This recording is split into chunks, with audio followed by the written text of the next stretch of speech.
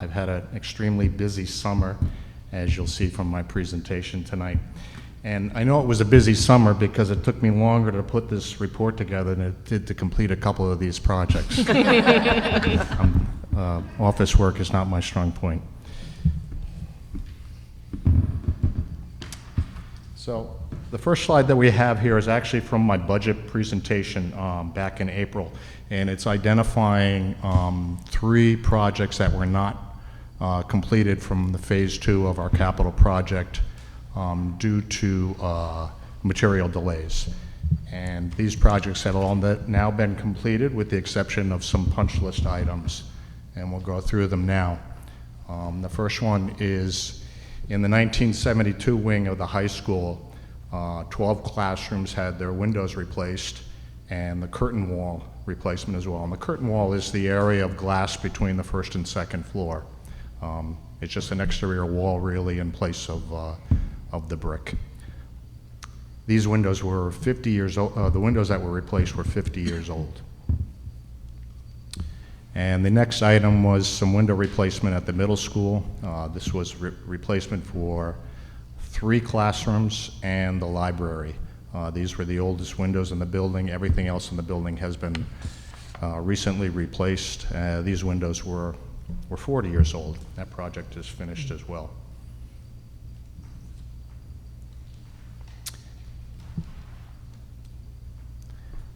Sorry. I included in the window replacement at the middle school and the high school were new window treatments and also screens on the windows for ventilation.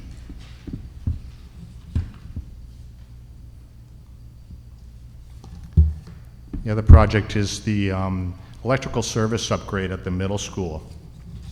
And this service upgrade replaced a service that was original to the building, so it was 68 years old. And it will support our increased electrical demands and definitely support our large HVAC projects slated for next summer. You can see we had to do a large excavation right in front of the building.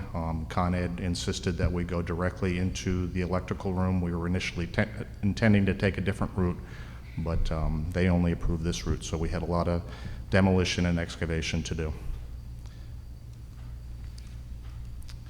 And that's a picture of the restored site there. That whole area was dug up this summer. And we were actually without power. We were on a temporary generator 24/7 for a little over a month. Is the blacktop staying? I'm sorry? Is the blacktop staying? Yeah. Was that section blacktop before as well? That whole area is blacktop. The other part is just dirty. It doesn't look like blacktop. Yeah. Oh, okay. So we tore up blacktop, Okay. some bluestone, and some tile work up to the front doors and replaced it. And then on the left-hand side, there was an excavation trench in the dirt there.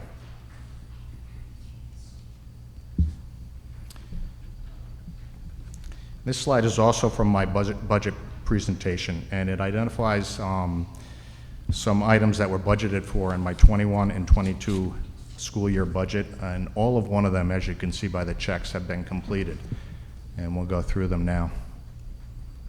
The first one is a theatrical lighting upgrade for the high school stage.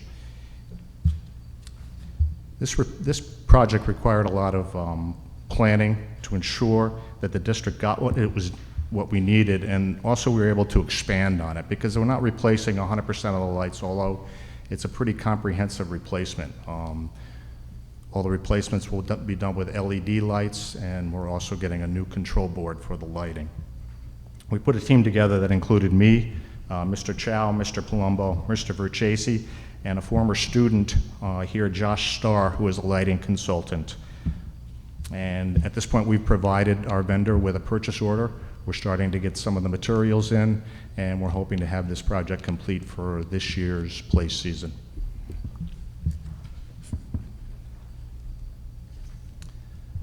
This next project on the left-hand slide there is a 30 by 30 foot area behind the middle school, a gravel area bordered by pressure-treated lumber that'll be set up and support Dr. Mara's outdoor classroom.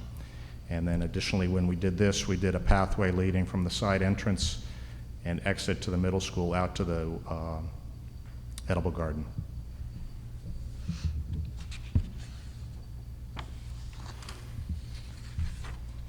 This is the front steps, exterior staircase at the middle school. This project really turned out to be kind of a can of worms. I was initially just intending to take off the existing bluestones and Belgian block risers on the steps and the landing areas and replace them. However, when we took them up, as you can tell from the picture on the left, the concrete underneath it was completely deteriorated. And that's mostly just due to years and years and years of throwing a lot of salt and calcium chloride in that area. So we bit the bullet and we tore it all out, and you can see the picture on the right there. We reformed the stairs. We poured 20 yards of concrete before we set new stones, treads, risers, and landings. And doing it this way, this is a staircase that will serve the district well for the next 30 or 40 years. And these are a couple of pictures of the finished product. Looks beautiful.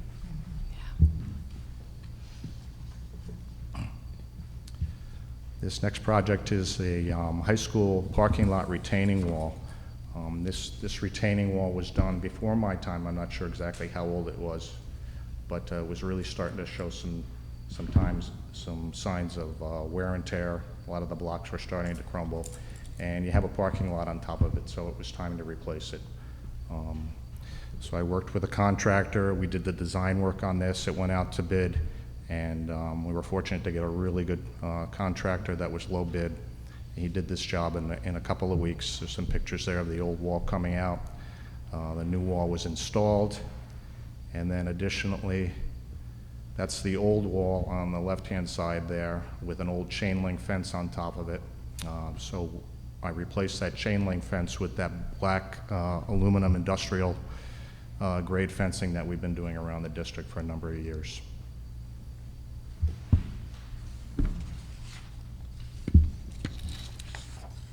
We had a capital improvement request from both the special ed department and the middle school to provide a bathroom in the ISP classroom. So I worked with my foreman, John Rena. I designed the bathroom, and John and some of my other maintenance men did this work 100% in-house, all the plumbing, all the electrical, all the carpentry, sheetrock painting, you name it. This was all done in-house.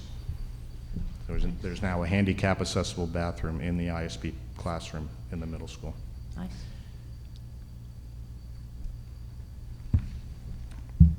Again, this slide is from my budget presentation, and these are items on here, projects on here that were budgeted for in my 22-23, this fiscal school year's budget.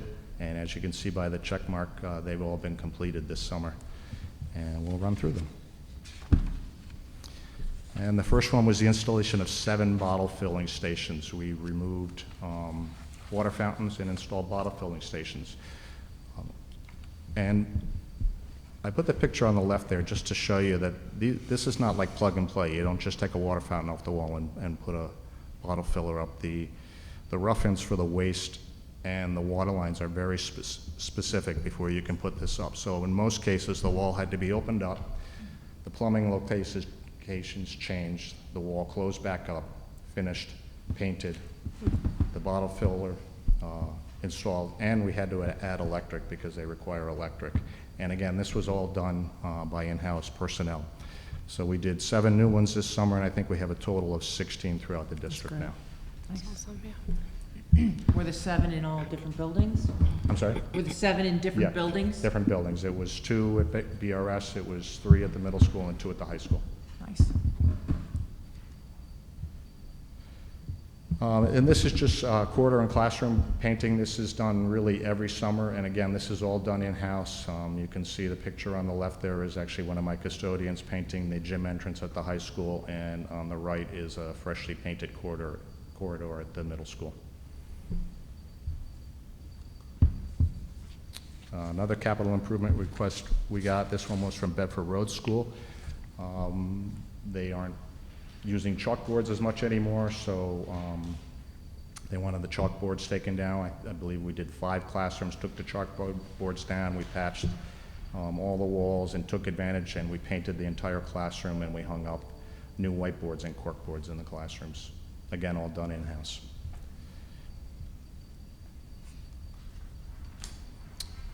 Also at the Bedford Road School, this is the first phase of some window treatment replacement. What we do is, if you remember, a number of years ago, we had to replace about 450 lockers at the middle school. So obviously, you know, to do it all at once is a big chunk of money. So we sort of, you know, try to break it down over a number of years and budget for it and do a certain amount every year. So we did 4 classrooms this year at the Bedford Road School. So now that the lockers have been replaced at the middle school, you use that line item to start I would say, replacing the...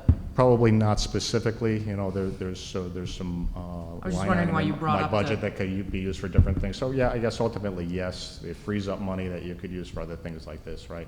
So you try to be forward thinking and think of some things that are gonna need to be replaced and kind of chip away at them. This was another big project that we did. It was the removal of the middle school oil tank. And we're in the process of really getting rid of our oil tanks. We did the one at Bedford Road School last summer. All of our boilers have the ability to burn oil and natural gas. Really, for the past 10 years, natural gas has been cheaper, and it's far cleaner to burn. And also, burning natural gas, you have a lot less wear and tear on your boilers, and they require less maintenance. So oil tanks are a liability. When I first got here in 2006, unfortunately, we had a large oil tank here at the high school that probably had been leaking, that nobody knew about for decades. And we did a huge environmental cleanup, and that's something that you really just don't want to have happen again. So we're in the process of getting rid of our oil tanks. And what we do with these, when we do this, we remove the oil tank, right? So as I said, we have boilers that can burn natural gas and oil. As part of this project, I had designed in a temporary tank hookup on the exterior of the building. So if, God forbid, something happened and you had to burn oil, we could pull in a temporary tank and connect it to the building and burn oil,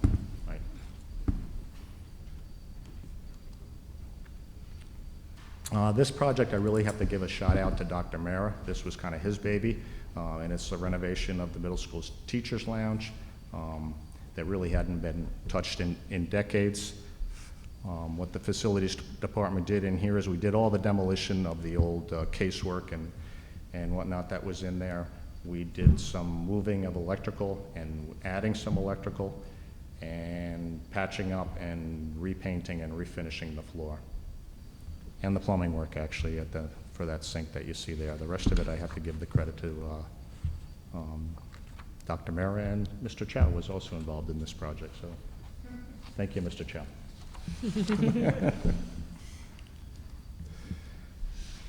Another thing we do every summer, and again, this is done by in-house custodial staff, we refinish all of the gym floors. And as well as the gym floors, we also have hardwood floors in the middle school multi-purpose room, on the middle school stage, and a lot of the older classrooms here in the high school. They're all refinished in-house. And this is kind of a funny picture. I just wanted to put it up there just to give people an idea of what goes on in our buildings, that every summer, every single piece of furniture in every classroom in this district gets pulled out into the corridors by our custodial staff. After it's pulled out, they go in that classroom, they clean the classroom, they do work on the HVAC unit, they change the filter, we do whatever maintenance work needs to be done there, they refinish the classroom floor, and then before putting the classroom furniture back in, they're cleaning the classroom furniture, and I mean right down to scraping gum off the bottom of the desks, okay, and then it all goes back in. It's a tremendous amount of work, and these guys just work hard all summer long.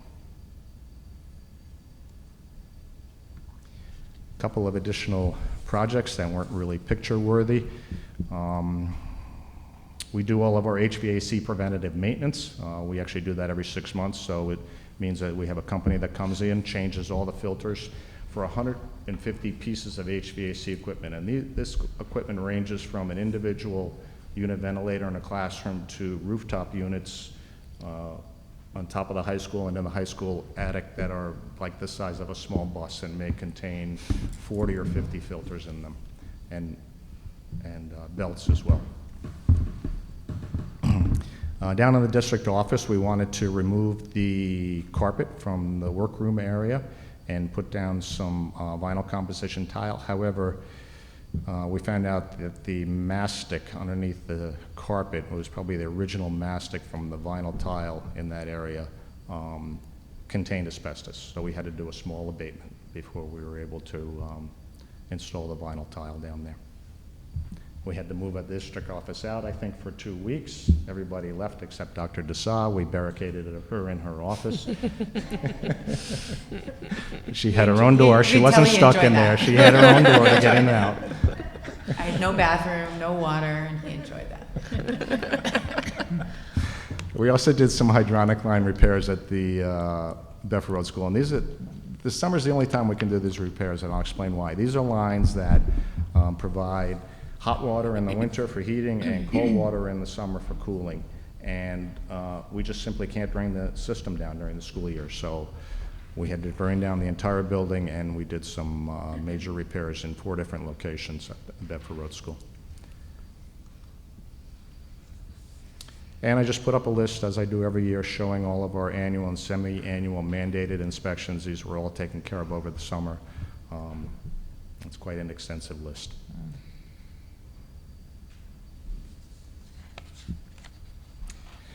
And I want to talk a minute about our building condition survey, which we're going to have performed in January of 2023.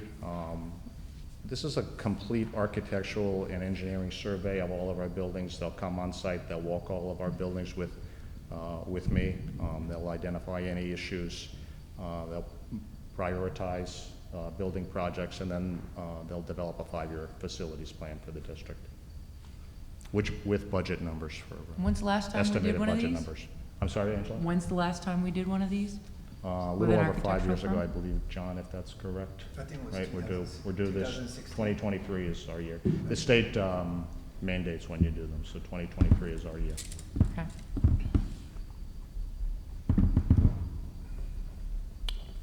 And then I just want to take a minute to talk about my goal for this school year, which is the middle school HVAC project. As I mentioned, this is a huge project, and we're so fortunate that the funding for this came together, because it's a really important project for the district. And throughout this year, no project goes well without a lot of planning and preparation. And really, there's going to be, there's already been 6 months of planning for this, design work and redesign work, and sort of identified things that I'll be working on throughout the year to ensure that June 30th, 2023, that we're ready to go, because we're going to have 2 months, July and August, to do all of the construction and be ready to welcome staff and students back in September of that year.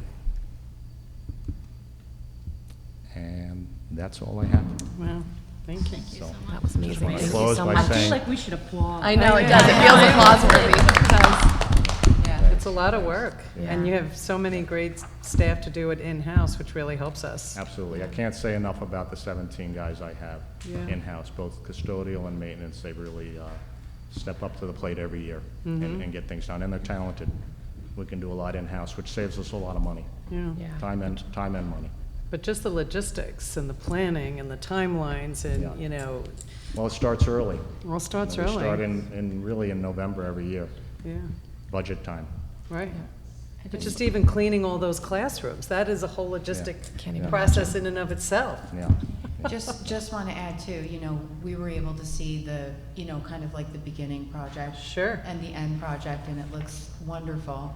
There's so many hiccups and headaches and problems in between every single one of these, right? Like there's ongoing texts, and the generator runs out of gas, and just like all these Yeah. little things that happen like on an ongoing everyday basis. It's just truly amazing to see what our staff can get done through their dedication and talent and Steve's leadership. So Right. Well, I this is, also am very appreciative, so thank you.